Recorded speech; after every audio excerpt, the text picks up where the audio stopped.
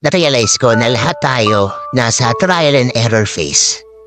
Hindi natin alam kung tama ba yung ginagawa natin o kung meron ba tayong mapapala sa mga desisyong nagawa natin.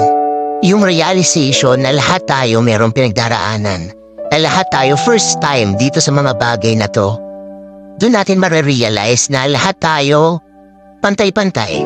Kaya mahirap rin na i-compare yung sarili natin sa iba kasi mali mo yung chapter 1 mo, chapter 10 na pala niya. Marami tayong hindi alam sa ibang tao at marami rin silang hindi alam tungkol sa atin. Kaya kung darating yung pagkakataon na mako-compare natin yung sarili natin sa kanila, yun yung kailangan natin iwasan. Mahirap pero kailangan eh. Kaya nga lagi nila sinasabi, i-compare mo yung sarili mo sa dating ikaw. Kasi dun mo makikita kung nag-improve ka ba, kung meron ba nangyari na maganda sa buhay mo, yung realization na lahat tayo may pinagdaraanan. Doon tayo nagiging pantay-pantay. Lahat tayo may hinaharap. Kaya huwag mo i-pressure yung sarili mo sa nangyari sa ibang tao.